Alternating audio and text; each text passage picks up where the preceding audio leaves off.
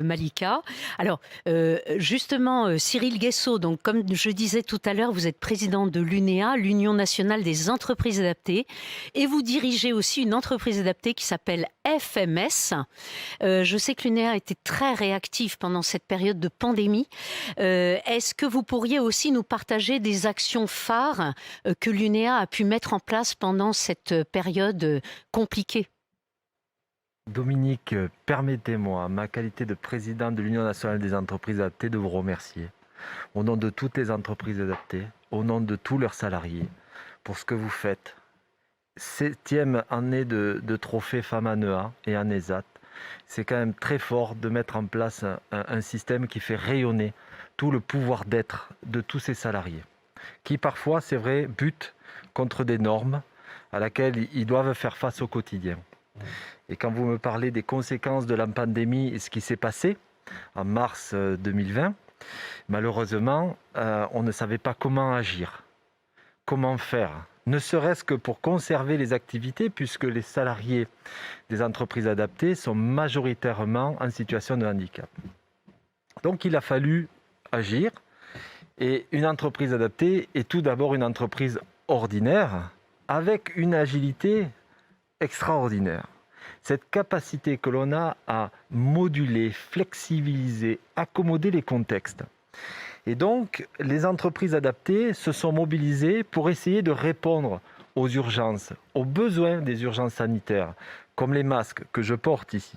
Et je porte d'autant plus un masque qui a été fabriqué par l'APF France Handicap, mais aussi par une constellation d'entreprises adaptées, d'ESAT, d'entreprises classiques qui se sont coalisées ensemble sous une forme spontanée de consortium pour combattre à la fois ce virus, la Covid-19, essayer de mettre en place des masques qui manquaient, mais aussi pour maintenir l'emploi auprès des personnes en situation de handicap. Et en même temps, qu'est-ce qui s'est passé? Il s'est passé qu'on a contribué à la relocalisation de l'industrie textile que l'on croyait si lointaine. Et on a réussi à faire ça très rapidement. L'agilité qu'ont les entreprises adaptées à flexibiliser et moduler les contextes ont permis cette émergence de l'entrepreneuriat social.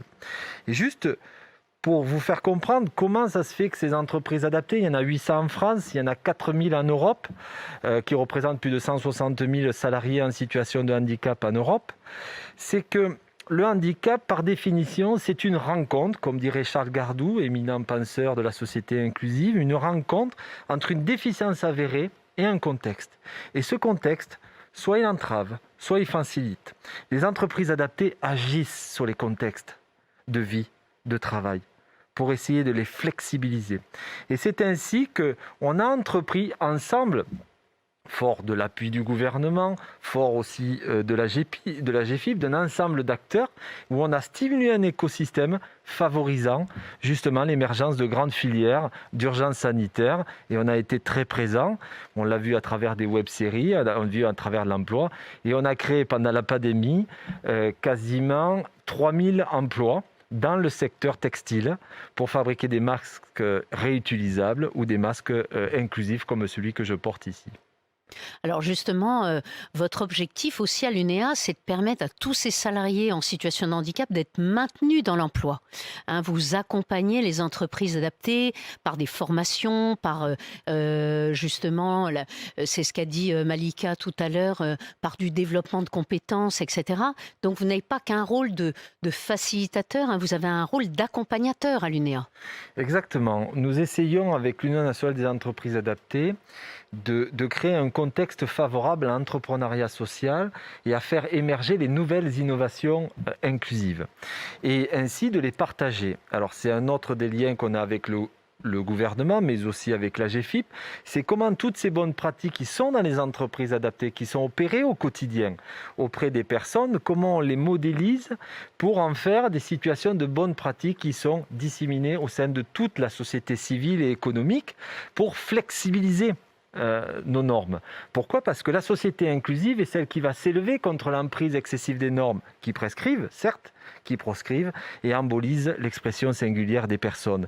Et les entreprises adaptées comme les ESAT sont aux avant-postes de cette flexibilisation que notre société a besoin. On le voit aujourd'hui. Madame la ministre déléguée du Travail, Madame Klinkert, l'a rappelé tout à l'heure quand elle disait on ne veut laisser personne au bord du chemin. Tout à fait.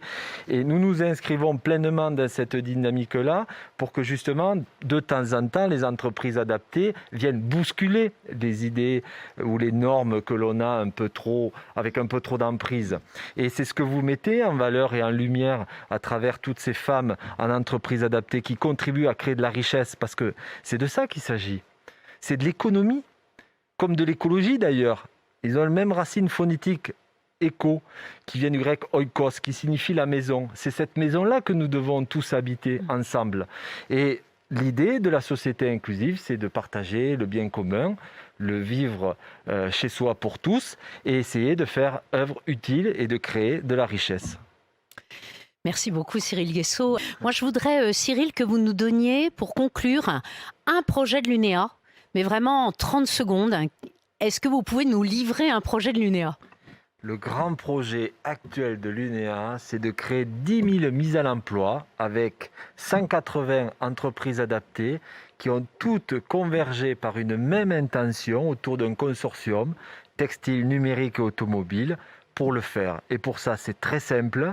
Venez à la rencontre des entreprises adaptées, faites un acte d'achat responsable parce que tout acte d'achat responsable peut se transformer concrètement en acte revendicatif d'une volonté d'une société différente. Donc, achetez responsable et venez vers nous. Voilà, Merci. donc vraiment tous les clients qui nous regardent, allez voir sur le site de l'UNEA.